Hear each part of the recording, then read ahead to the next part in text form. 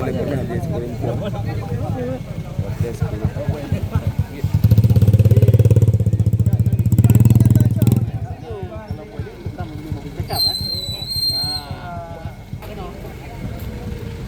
ini transport tol ke Pulau Aceh. Selamat datang kepala sekolah. Selamat datang sah MPD Aceh Besar. Selamat datang walaupun dengan mobil sederhana yang penting menikmati keadaan. Semangat, tetap semangat ya.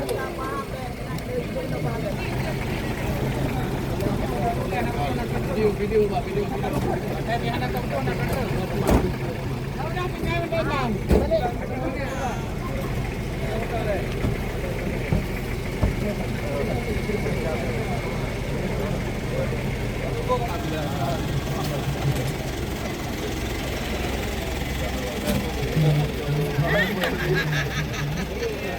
Selamat datang Bapak.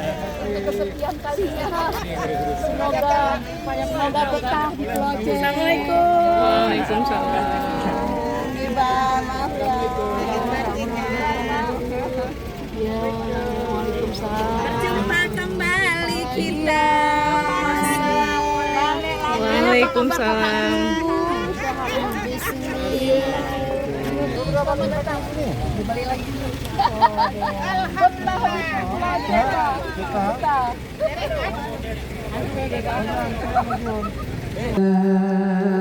Saya mulia Bandung kepala sekolah yang kata langkah Tuhan muda ngon izin Tuhan hana musibah alhamdulillah aman lagona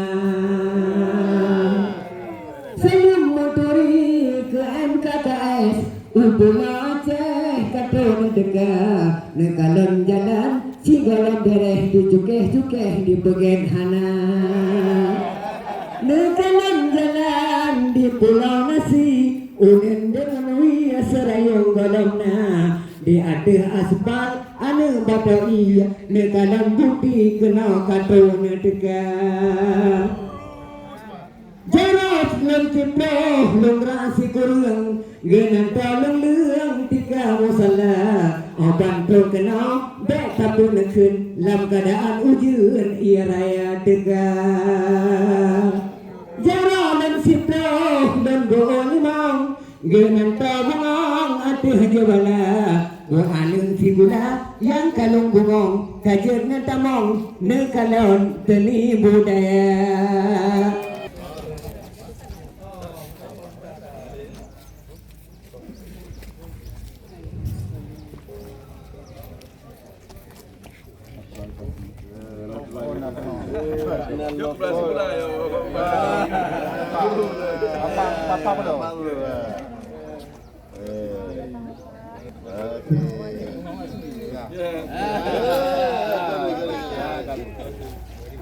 Kami persilakan kepada Bapak Dina bersama rombongan untuk mengambil tempat.